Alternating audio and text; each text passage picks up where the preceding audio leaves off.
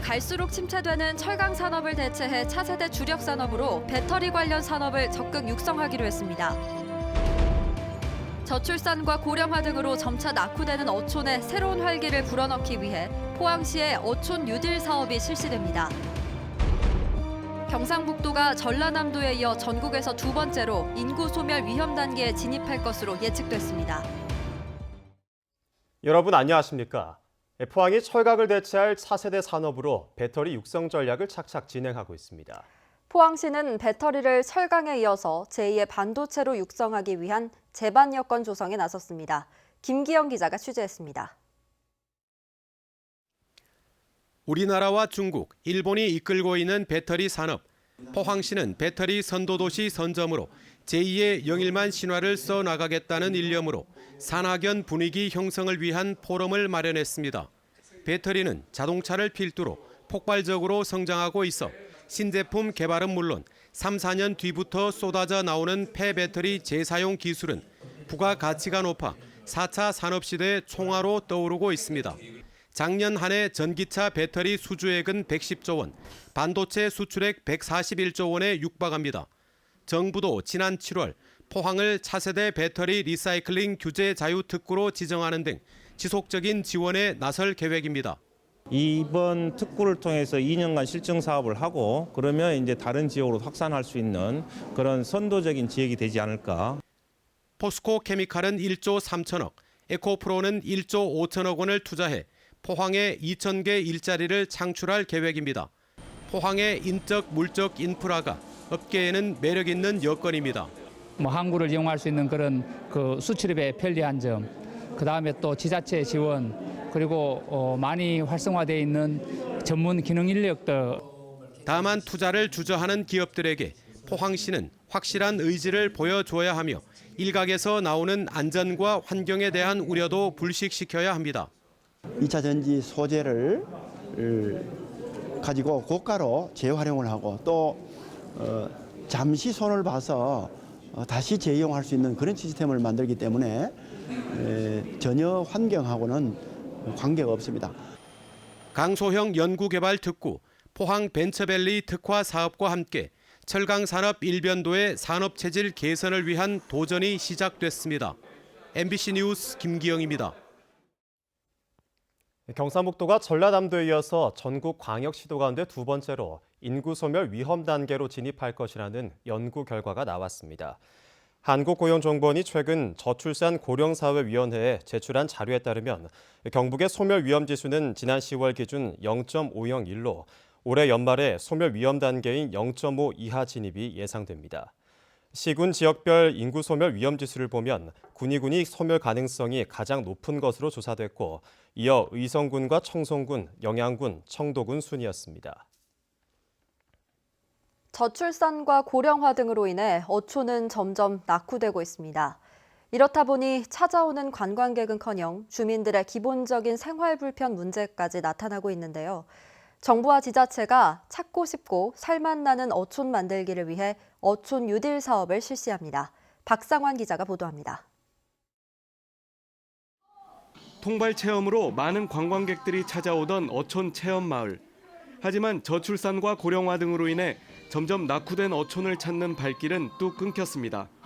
게다가 풍랑주의보가 떨어지면 무조건 인근의 양포항으로 선박들이 피항을 가야 할 정도로 기반 시설도 부족했습니다. 어촌 체험마을로 지정은 돼 있었습니다만은 이 기반 시설이 제대로 갖추어지질 않아서 체험객들이 상당히 안전에도 문제가 있었고 그리고 또 이 새로운 체험거리를 만들어내지를 못했습니다. 이에 농어촌공사와 포항시는 어촌 뉴딜 사업 기공식을 갖고 본격적인 명품 어촌 만들기에 들어갔습니다. 이 사업은 정부가 전국 300개의 어촌을 재생하고 해양 관광 활성화를 도모하기 위해 올해부터 추진하는 주력 사업으로 지난해 선정된 신창 1위는 오는 2021년 완공을 목표로 129억 원이 투입됩니다. 1터와 3터, 놀이터로 공간을 나눠 조성되며 무엇보다 주민들의 안전한 생활이 보장됩니다. 어린이 체험장과 생태 놀이터, 그다음에 이 지역의 특화 사업인 돌미역, 유통센터 등 그 해안 풍경길 등을 조성해서 지역의 특화 사업을 개발할 계획입니다. 소득사업과 체험사업 운영을 통해 지역 주민들의 소득 증가도 기대되고 있습니다. 새만금 방조제와 같은 대규모 해안 정비 사업 경험이 있습니다. 이번 창바우 마을에는 어항 정비, 물항장 개선, 그리고 문화센터 조성 등 어민들이 새로운 소득 기반을 조성하면서 살기 좋은 어촌이 되도록 노력하겠습니다. 막대한 국비가 들어간 초대형 사업인 만큼 책임 있는 개발과 주민들에게 실질적인 편의와 복지가 제공돼야 할 것으로 보입니다. MBC 뉴스 박상환입니다. 독도 헬기 추락 사고 발생 19일째인 오늘 기상악화로 수색에 어려움을 겪으면서 추가 실종자 발견 소식은 전해지지 않고 있습니다. 범정부 현장수습지원단에 따르면 어젯밤부터 사고 해역 인근에 풍랑특보가 내려지고 5m의 높은 파도가 일면서 잠수사와 항공기 등을 이용한 수중 및 해상 수색이 중단된 상태입니다. 수색당국은 현재 대형 함정 6척을 투입해 실종자와 유실물을 찾고 있습니다. 독도 해상에 내려진 풍랑특보는 모레 오후 해제될 전망입니다. 동국대 경주 캠퍼스는 내년 2월 현 총장의 임기가 끝남에 따라 다음 달 후보를 접수해 소견 발표 등을 거친 뒤 내년 1월 중 최종 선출하기로 했습니다. 동국대 경주 캠퍼스는 조계종 대표 4명과 교직원 대표 11명 등 20명으로 총장 추천위원회를 구성한 뒤 최종 후보자를 3명에서 5명으로 압축해 이사회에 올리기로 했습니다. 또 총장 추천위원들은 기존의 1인 2표와 달리 1인 1표를 행사하고 외부 인사는 최종 후보로 의무 선출하지 않아도 됩니다. 경상북도가 유교와 신라, 가야 문화를 기반으로 하는 3대 문화권 사업을 주요 관광 정책으로 추진하고 있습니다. 기반 시설들이 속속 완공돼 운영에 들어갔지만 대부분 적자 운영을 면하지 못하고 있습니다. 이상원 기자입니다. 지난해 3월 청도군 우문면에 문을 연 신화랑 풍류마을은 609억 원의 사업비를 썼지만 지난해 적자 11억 원을 냈습니다. 올해 3월 영천시에 문을 연 한이마을 324억 원의 사업비를 들인 이 시설은 현재 1억 8천만 원의 적자가 났습니다. 이 외에도 경주 신화랑 풍류체험벨트, 구미 초전지 역사로드, 안동 유리문학 유토피아 등 최근 완공돼 운영에 들어간 경북 3대 문화권 기반시설 대부분이 운영비도 건지지 못하는 심각한 적자 운영에 시달리고 있습니다. 재정 자립도가 낮은 지자체들은 경영 압박에 시달리며 경상북도에 예산 지원을 요청하고 있지만 경상북도 역시 뾰족한 대책이 없습니다. 운영비 관련해서는 도에 요청도 하고 했지만은 어려움이 있다는 얘기죠, 예산적으로. 전문가들은 관광객을 끌어올 수 있는 프로그램 개발에 대한 고민 없이 시설만 짓는 개발 위주 관광 정책의 위험성을 경고하고 있습니다. 관광이다 이런 특수한 개발을 할 때는 그 지역을 코디할 수 있는 사람들, 이런 분들의 전문가 영역들 이런 것을 지속적으로 해야 되는데 현재 우리나라의 그 정부의 보조금이나 이런 보조 사업 이런 사업에 전문가들을 지속적으로 의견을 듣는 이런 시스템 구축이 안 되어 있습니다. 경상북도는 뒤늦게 3대 문화권 관광시설의 운영 방식을 개선하고 새로운 관광 프로그램을 개발하기 위해 용역을 진행하고 있습니다. 행정 마인드로 접근하는 것보다가 전문가들 눈으로 보고 어떻게 하면 이게 관광 자원으로서 이제 유용할 것인가 그걸 보는 거죠. 관광 활성화를 선도해 나가야 할 시설들이 지자체 재정을 압박하는 애물단지로 전락하고 있지만 경상북도의 대책 마련은 이를 따라가지 못하고 있습니다. MBC 뉴스 이상원입니다. 경주 세계문화엑스포는 지난달 11일부터 시작한 엑스포 행사가 오는 24일로 끝나더라도 바로 상시 개장에 들어가기로 했습니다. 경주 세계문화엑스포는 대신 문화행사 횟수를 줄이고 입장료도 어른 기준 12,000원에서 8,000원으로 인하하기로 했습니다.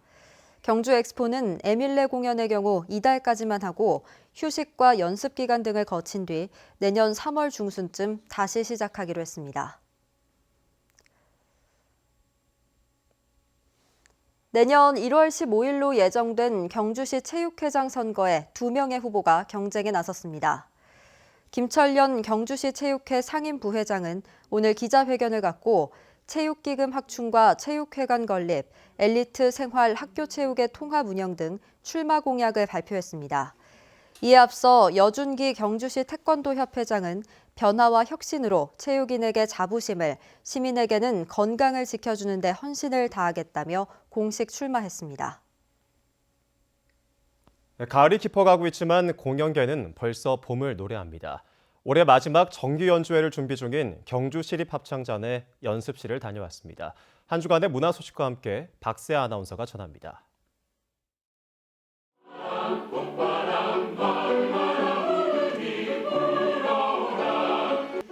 49명의 합창단원이 부르는 봄꽃 노래가 계절을 잊게 합니다.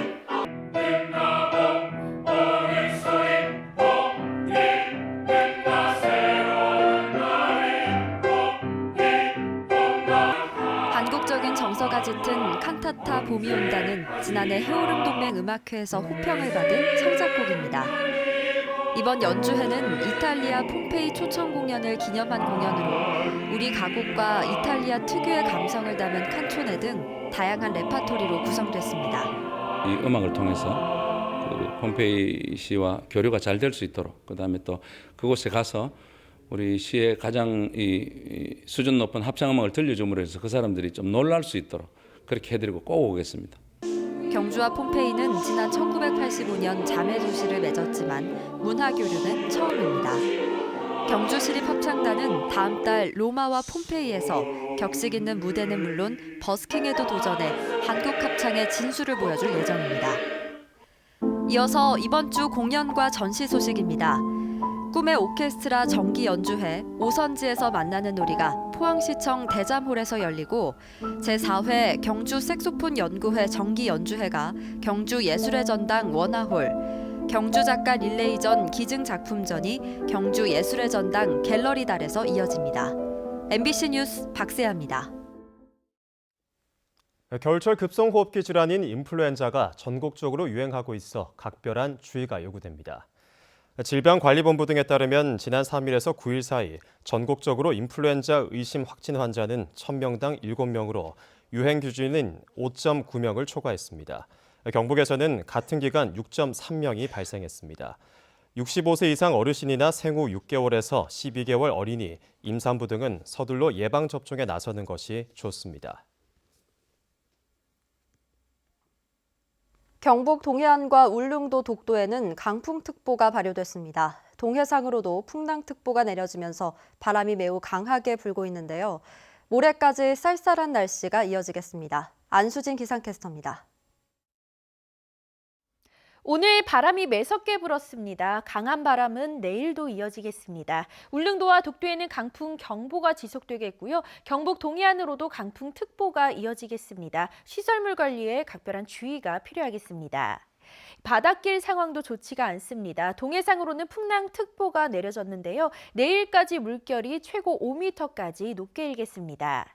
내일 아침 최저기온 울진과 영덕이 오늘 아침보다 10도 이상 기온이 뚝 떨어지겠습니다. 이 낮 동안에도 강한 바람에 기온이 10도 아래에 머물겠고요. 체감 온도는 더 낮겠습니다. 나오실 때는 도톰한 외투 챙겨 입으셔야겠습니다. 자세한 내일 날씨 알아보겠습니다. 내일 가끔 구름 많겠습니다. 아침 기온 1도에서 4도, 낮 기온은 8도에서 9도입니다. 울릉도와 독도에도 구름 많이 지나겠습니다. 아침 기온 울릉도 3도, 독도 6도, 낮 기온은 울릉도 6도, 독도 8도입니다. 동해상으로도 대체로 구름 많이 지나는 가운데 바다의 물결, 동해 전해상에서 최고 5m까지 높게 일겠습니다. 모레까지는 추위가 이어지다가 주 후반으로 가면서 기온이 오름세를 보이겠습니다. 날씨였습니다. 2019 경상북도 자원봉사대회가 도내 자원봉사자 800여 명이 참석한 가운데 문경 문화예술회관에서 열렸습니다. 올해 경북 자원봉사대상은 17여년에 걸쳐 자원봉사 활동을 펼친 영천시의 김강숙 씨가 선정됐고 자치단체를 대상으로 한 평가에서는 문경시와 영덕군이 대상을 차지했습니다.